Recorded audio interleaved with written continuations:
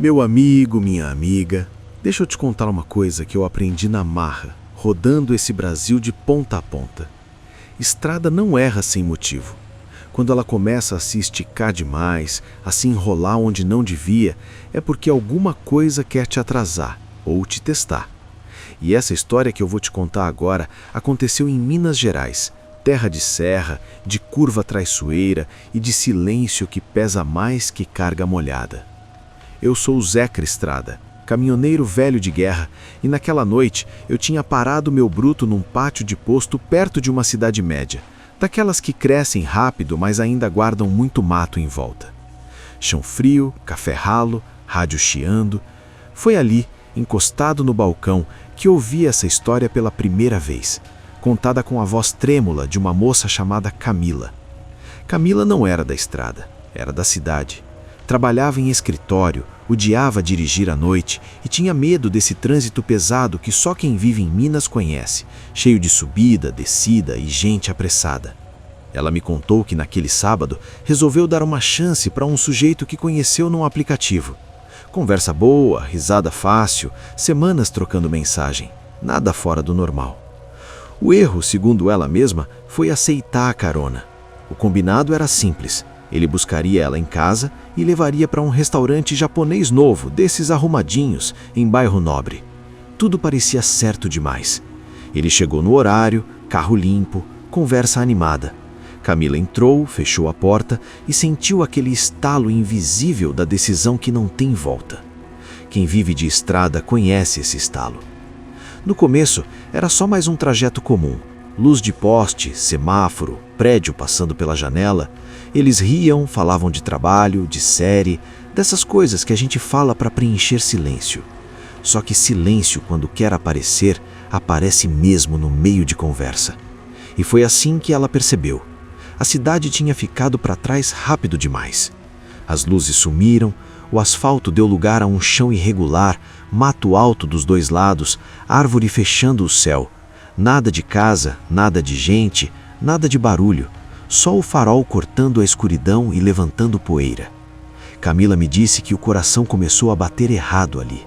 Não acelerado, errado, como se o corpo soubesse antes da cabeça.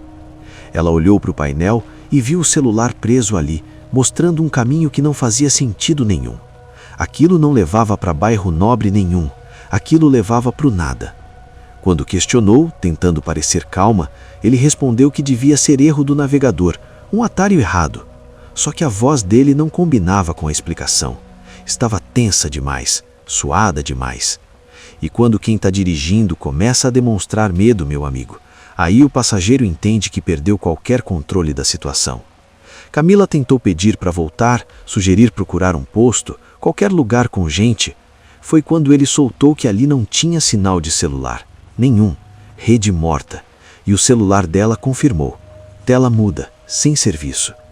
Ela me contou que nesse momento começou a pensar besteira, pensar em filme ruim, pensar em notícia de jornal, pensar que aceitar aquela carona tinha sido o maior erro da vida dela. O carro continuava avançando naquela estrada de terra, lenta, interminável, como se Minas tivesse decidido engolir os dois no escuro.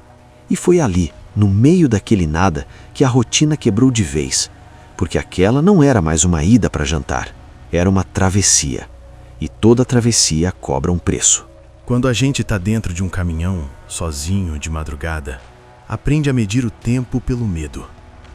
Camila me disse que naquela estrada de terra o relógio parecia ter parado. O carro seguia, mas nada mudava. Sempre o mesmo mato, as mesmas sombras, o mesmo farol batendo em tronco retorcido. E quanto mais ela tentava puxar assunto, mais percebia que o sujeito ao volante estava se fechando dentro dele mesmo. Ele começou a errar marcha, acelerar sem necessidade, frear do nada. Suava tanto que o rosto brilhava na luz fraca do painel. Não parecia mais o cara seguro das mensagens. Parecia alguém que também não entendia onde estava. Camila disse que tentou se agarrar a isso. A ideia de que talvez ele também fosse só uma vítima daquela situação estranha. Mas confiança, quando racha, não cola fácil. Ela perguntou de novo se ele sabia para onde estava indo. Ele respondeu que sim, mas logo emendou que aquela estrada não existia no mapa dele. Falou isso rindo, Uma risada curta, nervosa, que não combinava com piada. Foi ali que Camila sentiu vontade de chorar, mas segurou. Aprendeu cedo que choro em situação errada vira convite para coisa pior.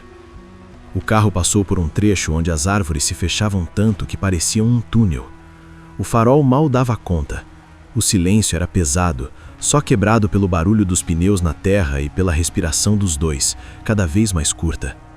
Camila me disse que começou a reparar em detalhes bobos, como o jeito que ele apertava o volante, os nós dos dedos brancos, a mandíbula travada. Detalhe é o que sobra quando a gente não tem controle de mais nada. Ela pensou em abrir a porta e pular.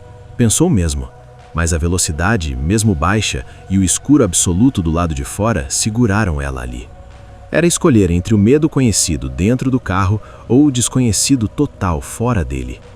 E estrada, meu amigo, sempre esconde coisa no escuro.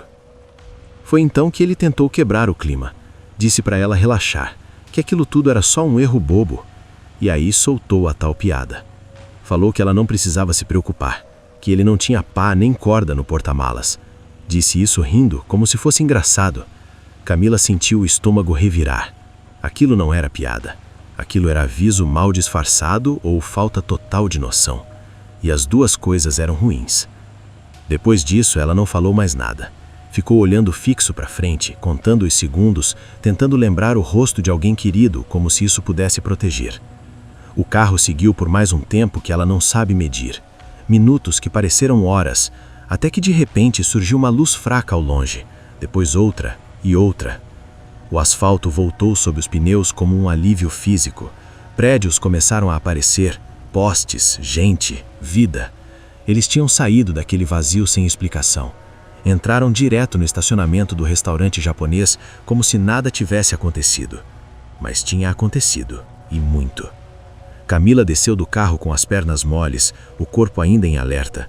Por fora, parecia só um casal chegando para jantar. Por dentro, ela ainda estava presa naquela estrada. E a tensão não tinha acabado, porque o pior erro daquela noite ainda estava por vir. Tem gente que acha que o perigo acaba quando a gente chega num lugar iluminado. Posto, restaurante, shopping. Mas quem vive na estrada sabe que tem medo que entra com a gente, senta na mesa e pede prato principal. Camila me contou que, por fora, tudo parecia normal demais. Garçom sorrindo, cheiro de comida, conversa ao redor. Por dentro, ela ainda estava com o corpo duro, como se fosse levar mais um solavanco a qualquer momento. Ela pediu uma água porque a boca estava seca demais para qualquer outra coisa. As mãos tremiam levemente e ela tentava disfarçar apoiando os braços na mesa. O sujeito, por outro lado, parecia ter voltado ao normal rápido demais.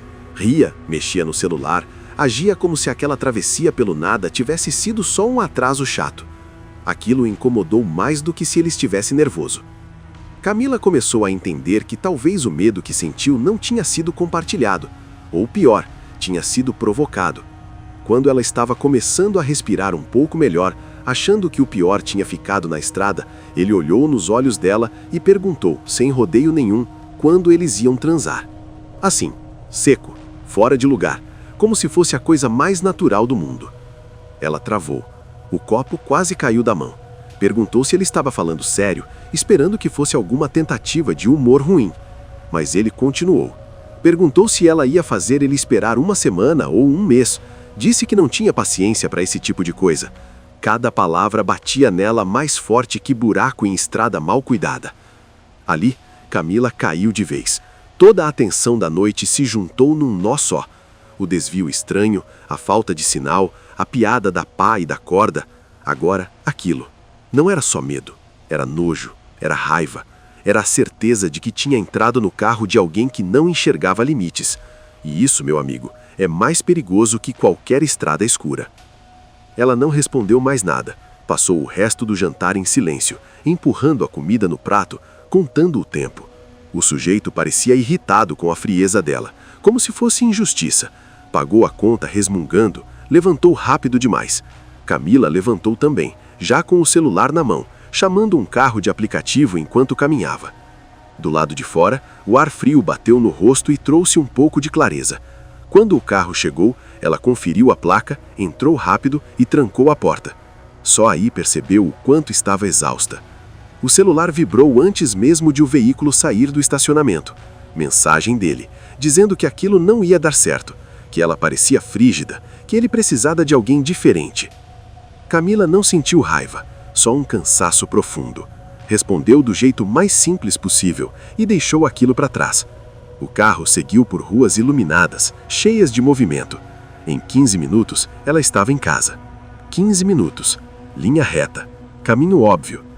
E foi aí que a pergunta que nunca mais largou ela se formou. Se a volta era tão simples, por que a ida tinha sido tão longa?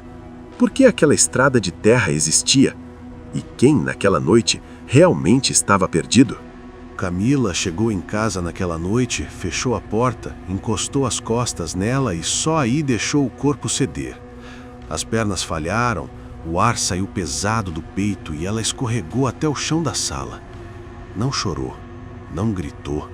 Ficou ali parada, tentando entender por que estava viva e inteira, se, por dentro, algo tinha ficado naquela estrada de Minas Gerais.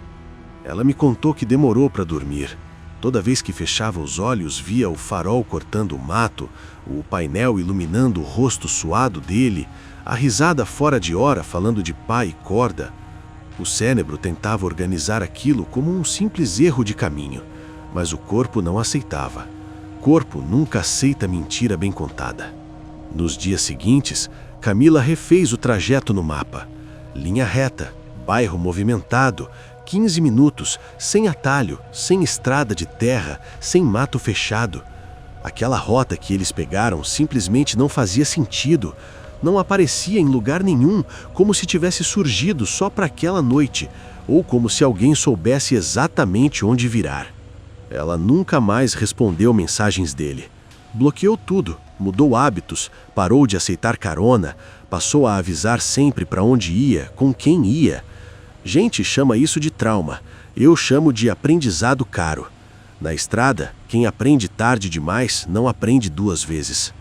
O que mais assustava Camila não era a possibilidade de ele ter planejado algo, era não saber, era a dúvida, porque quando a gente sabe que escapou de um perigo claro, a mente consegue fechar a porta, mas quando fica o talvez, o e se, o quase, isso vira companhia constante. Eu ouvi essa história no posto, tomando café frio, olhando para o meu caminhão parado lá fora. Já rodei estrada demais para saber que nem todo perigo vem com cara de monstro. Às vezes ele chega educado, puxa assunto, oferece carona e diz que conhece um atalho. E atalho, meu amigo, quase sempre cobra pedágio alto. Talvez aquele homem fosse só um sujeito sem noção nenhuma. Talvez tivesse más intenções e desistiu no meio do caminho. Talvez a estrada realmente estivesse ali, esperando alguém errar. A verdade é que Camila nunca vai saber. E talvez seja melhor assim, porque algumas respostas tiram mais paz do que o silêncio. E agora eu te pergunto, se fosse você naquele banco do passageiro, sem sinal, no meio do mato, confiaria que tudo não passou de um erro? Ou sentiria, como ela sentiu, que aquela estrada não levava a lugar nenhum que fosse seguro? Conta aqui nos comentários o que você teria feito. Eu leio tudo. Se essa história te prendeu, segue o canal, porque aqui a gente fala de estrada, de medo e de escolhas que mudam tudo. E aproveita para assistir também o último vídeo que eu contei aqui, chamado A Mulher que Nunca Chegou ao Destino. A estrada continua e eu te espero no próximo Causos.